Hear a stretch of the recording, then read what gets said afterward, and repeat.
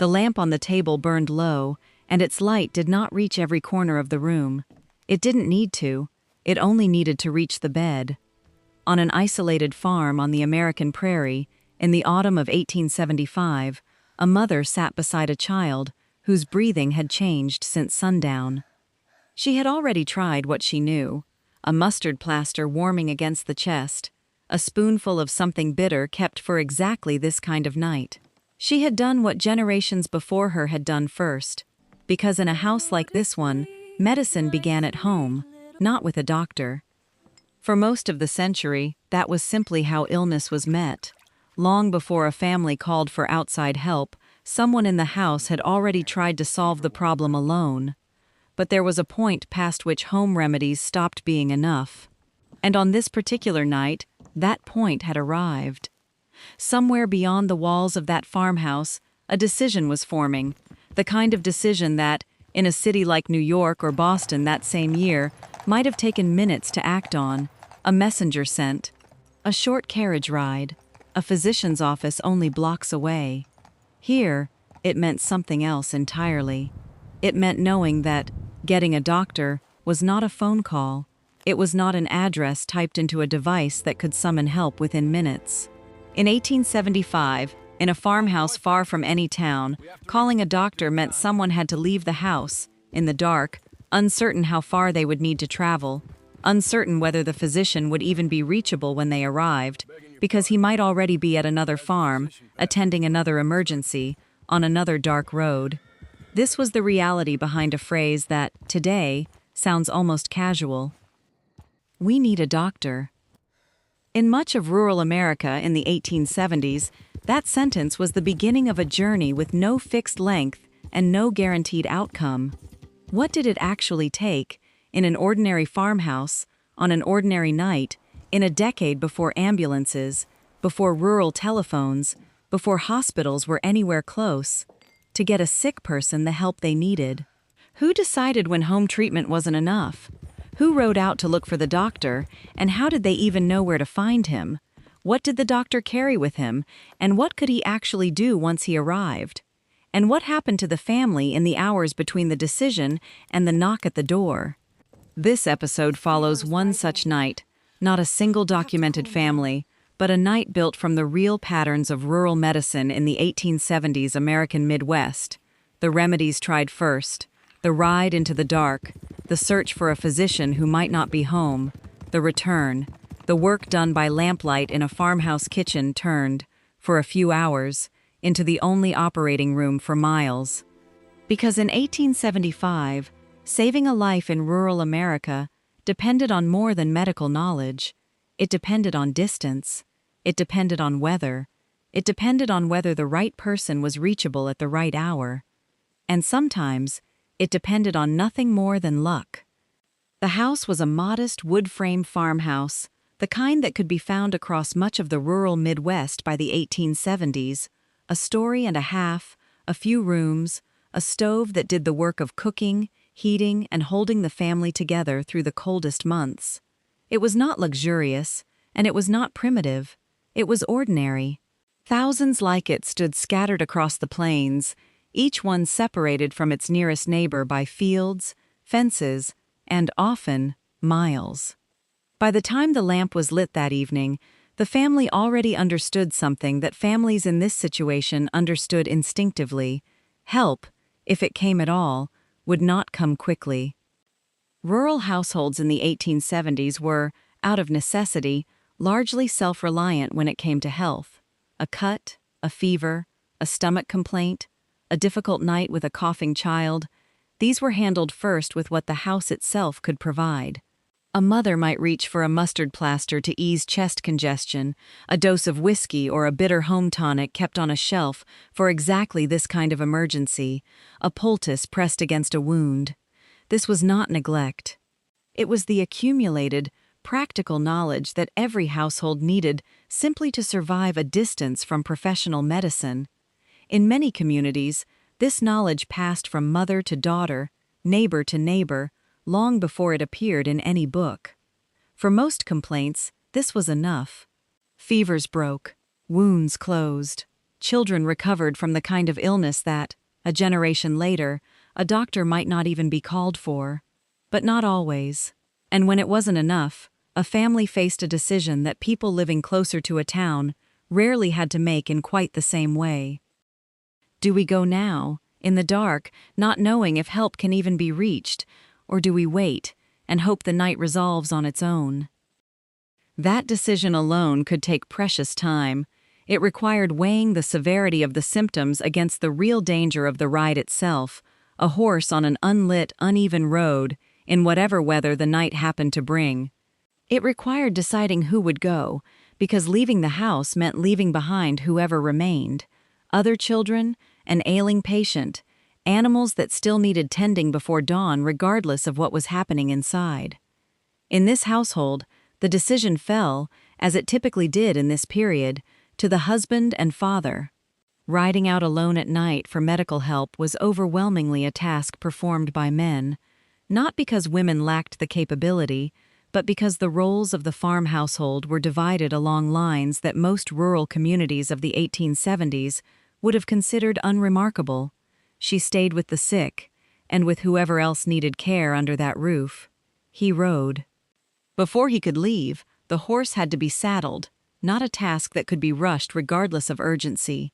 Tack had to be checked in low light. A lantern, if one was carried at all, offered a small, moving circle of visibility against a landscape that, once past the edge of the farm's own fields, offered no other light at all. No street lamps marked the way. No fences necessarily followed the road in a straight, reliable line. A rider heading toward town in the dark was navigating largely by memory and by the shape of a landscape he had traveled many times before, because on an unfamiliar road, at night, in unfamiliar weather, the risk of injury to horse or rider was real, and it was a risk taken on top of the emergency already unfolding back at the house. This was one of the aspects of rural medical crises that the romantic image of the frontier doctor often leaves out entirely. The danger did not begin when the doctor arrived. It began the moment someone left the house to find him. Distances in this part of the country varied enormously, depending on how recently the area had been settled, how many physicians served the surrounding territory, and how close the nearest town actually was. Accounts from rural doctors of this period describe routine trips of 10, 12, sometimes well over a dozen miles, simply to reach a single patient, and that assumed the physician was even home when someone came looking for him. In areas settled more recently, or in regions with fewer trained physicians relative to the population they served, a single doctor might be responsible for patients scattered across a wide territory, making the odds of finding him immediately available even lower. This is the detail that separates the real experience from the tidier version often shown in film. Arriving at the doctor's home did not guarantee finding the doctor. He might already be out, attending a birth on another farm, setting a broken limb after a threshing accident, treating a fever a few miles in the opposite direction. A family riding for help in the middle of the night might reach the physician's house only to learn, from a housekeeper or a family member answering the door with a lamp raised against the dark, that he had left hours earlier and no one knew exactly when he would return. In that case, there were limited options. A rider might leave word and wait, hoping the doctor would come as soon as he was free. He might try to determine where the doctor had gone and ride on to find him there, extending an already long night by another uncertain stretch of road. Or, in the most difficult cases, the family might have no choice but to continue managing the crisis alone, with whatever remedies and knowledge the household already possessed, while hoping the doctor's other case resolved quickly enough for him to be reached. None of this was unusual. It was simply what rural medical care looked like before telephones connected homes to town, before automobiles shortened the ride from hours to minutes, before hospitals existed within a reasonable distance of most farms. A doctor practicing in a sparsely settled rural county in the 1870s or 1880s might realistically be the only physician for many miles in any direction, a responsibility that meant his hours belonged, in a very real sense, to whoever needed him most urgently on a given night, in whatever order emergencies happened to arrive. It's worth pausing here on something easy to overlook. This system, precarious as it sounds, was not the result of neglect or a lack of caring on anyone's part. It reflected the genuine limits of transportation, communication, and medical staffing available to a rural population in this period. A physician riding 12 or 15 miles through the dark to reach a farmhouse was not failing his patients. He was doing, under real constraints, exactly what the system of rural medicine in the 1870s asked of him, a system built entirely around distance, timing, and the willingness of both doctor and patient to accept a level of uncertainty that would be unthinkable in medical care today. Back at the farmhouse, none of this uncertainty was visible to the person waiting by the bed. All she knew was that her husband had ridden into the dark, that she could do nothing more than continue what she had already started, keeping the patient as comfortable and stable as her knowledge allowed, and that the only thing left to control was time itself, which, on a night like this, moved slowly and said nothing about what was coming. Somewhere along that dark stretch of road, the search reached its outcome.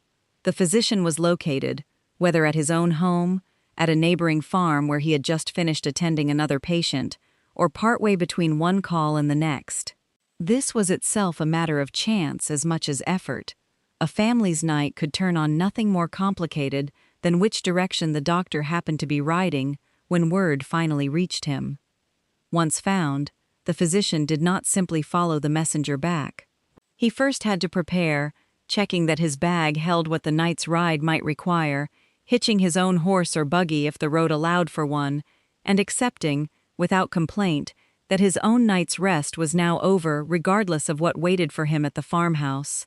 Rural doctors in this period were, by necessity and by reputation, accustomed to being summoned at any hour, in any weather, for reasons that ranged from a difficult birth to a farm accident to exactly this kind of uncertain, worsening illness.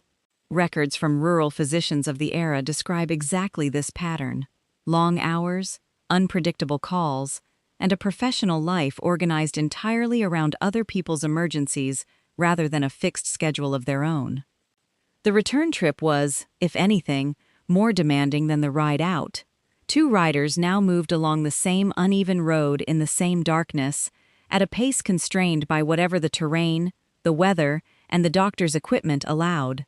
A physician could not simply gallop at full speed with a bag of glass bottles, delicate instruments, and whatever medicines he carried bouncing against a saddle. Speed had to be balanced against the very real risk of arriving with broken equipment, or not arriving at all, if a horse stumbled in poor light. This was one more piece of the night that had nothing to do with medicine, and everything to do with distance, and it was time the family back at the farmhouse could not see, and could not influence in any way. When the two riders finally reached the farm, the scene that met them was not a hospital. It was a kitchen table cleared of its usual contents, or a bedroom lit by every lamp the household could gather, because more light meant the physician could actually see what he was doing. This improvisation was not a shortcoming particular to this family. It was the standard condition of rural medical care throughout much of the century. Doctors of this era were trained, by necessity, to treat patients wherever they found them, on farm tables, in wagon beds, in one-room cabins, using whatever surface and whatever light the household could offer. A physician arriving at a rural home in 1875 did not expect a sterile environment. He expected a kitchen, a family standing anxiously nearby, and a job to do with the tools he had brought with him. Those tools were carried in what much of the profession simply called the doctor's bag, a piece of equipment that, in this period, was as central to a rural physician's identity as the horse that carried him. Made of durable leather or oiled canvas, built to withstand exactly the kind of travel this night had required, the bag typically held a working general practitioner's entire toolkit, because in a rural county with only one physician for many miles, there was no such thing as a specialist to refer a difficult case to. A single doctor might be expected, in the course of 1 week, to deliver a baby, set a broken bone, pull an infected tooth, and treat a fever, and his bag reflected that reality. Inside, a family might have found instruments for basic surgery, scalpels, forceps, probes, alongside supplies for dressing wounds, a stethoscope of the simple wooden or metal type common to the period, and a selection of medicines carried in small glass or ceramic containers, tinctures, powders, something for pain, something to reduce fever. What the bag did not contain mattered just as much as what it did. This was a year before antiseptic technique had begun reaching most American physicians in any consistent way, following the earlier work of Joseph Lister, meaning that the instruments in this bag, however well cared for, were not sterilized by any standard that would be recognized today. Hands were washed as a matter of basic cleanliness, not as a barrier against invisible germs, because the germ theory of disease was still in the process of being accepted by the wider medical profession, not yet a settled foundation of everyday practice. Rural physicians of 1875 were not ignorant men working blind. They were working with the best understanding available to them at that moment in medical history, which was itself in the middle of changing faster than most of their daily practice could keep up with. This meant real limits on what could be done in that farmhouse kitchen that night. Any procedure that required entering the chest or abdomen, the kind of surgery routine in a modern operating room, was simply not attempted in a home setting like this one, and rarely attempted anywhere in American medicine at this date. What a rural doctor could offer was closer to stabilization and support, treating symptoms, managing pain as best his available medicines allowed, setting a break, controlling a fever, assisting where the body's own recovery was the primary force at work, and his role was to give it the best possible conditions to succeed. This was not a small contribution. In an era without antibiotics, without modern intravenous fluids, without the diagnostic tools that would arrive decades later, a physician's steady hands, careful judgment, and accumulated experience with hundreds of similar cases across a rural county were often the most valuable thing he carried, more valuable, in many respects, than anything in the bag itself. While the physician worked, the family did what families in this position always did. They waited, and they helped where they were asked to. Someone held a lamp closer, someone kept water heating on the stove, someone kept younger children occupied and out of the way in another room, shielded as much as possible from a scene that was frightening enough for the adults managing it. This division of labor, quiet and largely unspoken, was itself part of how rural households absorbed a medical emergency, not through panic, but through everyone finding a task and doing it, because idle hands accomplished nothing and there was no other help coming. It is worth stepping back, at this point in the night, to place this family's experience against a very different one happening at the same hour, hundreds of miles away. In 1875, in cities like New York or Boston, a family facing a similar emergency lived inside an entirely different set of possibilities. A messenger, sometimes a servant, sometimes a neighbor's child sent running, could reach a physician's office within minutes rather than hours. Growing urban centers already had multiple doctors serving relatively small areas, along with the first generation of hospitals capable of receiving patients for more serious cases. The same illness, the same night, the same fear, but a dramatically shorter, dramatically less uncertain path to help. This was not because rural families cared less about their health or because rural doctors were less skilled. It was a difference of infrastructure, population density, road quality, the simple economics of how many physicians a given area could support. The frontier and the rural Midwest were not backward versions of the urban Northeast. They were regions operating under a completely different set of logistical constraints, and the difference showed most clearly in exactly this kind of emergency. Once the immediate crisis had passed, stabilized, treated, or, in the hardest cases, simply reaching whatever outcome it was going to reach, there remained one more piece of the night that rarely appears in dramatized versions of this story: payment. Rural medicine in this period operated largely outside any fixed, formal fee schedule. A doctor's charge for a night call like this one might be a modest cash sum if the family had cash on hand, Accounts from the era describe house call fees as low as $1, covering the visit and whatever medicine was used, though the amount varied by region, by distance traveled, and by the doctor's own arrangement with his patients. But cash was often scarce in a rural farming household, particularly depending on the season and how recently crops had been sold. In its place, barter was common and widely accepted: goods, foodstuffs, a portion of the next harvest, help with the doctor's own land or livestock at a later date. This was not charity, and it was not a special exception made for one struggling family. It was simply how a rural, cash-scarce economy handled a service that could not wait for a more convenient form of payment. The relationship between a rural doctor and his patients was, in this sense, closer to that of a trusted neighbor than a distant professional. He knew these families, their circumstances, and their capacity to pay, often over years of practice in the same county. By the time the arrangement was settled, however it was settled, the sky outside had likely begun to change. Whether the outcome that night was full recovery, a slow and uncertain improvement, or something the family would carry with them for the rest of their lives, one fact remained the same regardless: the physician would soon need to leave. Other patients, in other farmhouses scattered across the same dark territory, might already be waiting for him, or might be, before the sun was fully up. He packed his bag, offered whatever instructions he could for the hours and days ahead, and rode back out into a landscape that was beginning, just barely, to turn from black to gray. The family remained behind, alone again, exactly as they had been alone for most of the night, except now they carried whatever the visit had given them: relief, a clearer sense of what to do next, or simply the knowledge that they had done everything within their power. In rural America in 1875, that was often the most any family could ask of a night like this one. To ask what it took to save a life in rural America in 1875 is not to ask a single question. It is to ask how far the nearest doctor lived, whether he was home when he was needed, what his bag actually contained, what his training could and could not treat, and what a family was willing and able to do while all of that remained uncertain.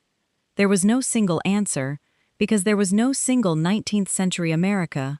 A family in a Boston tenement and a family on an isolated prairie farm might have faced the same fever, the same broken bone, the same difficult night, and confronted entirely different odds, shaped not by how much they cared, but by roads, distances, and the number of physicians a region could support.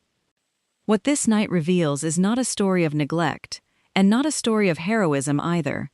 It is a story of a system built around real limits: limits of transportation, of communication, of medical knowledge still in the middle of transforming itself, and of ordinary people who met those limits the only way they could: by trying what they knew first, by riding into the dark when that wasn't enough, and by trusting a stranger with durable leather bag and a horse tired from other people's emergencies to do what medicine, at that moment in history, was capable of doing. Getting a doctor, in 1875, was never guaranteed to be fast. It was never guaranteed to be certain, and for the families who lived through nights like this one, that uncertainty was simply part of what it meant to be far from town, far from a hospital, and far from anyone who could help, except for the one person willing to ride out and find them. If this helped you see what calling a doctor really meant before ambulances, phones, and hospitals down the street, subscribe to Inside 19th Century America, like this video, and tell us in the comments, which region's experience of frontier or rural medicine would you like us to explore next? And is there a family story of your own connected to it?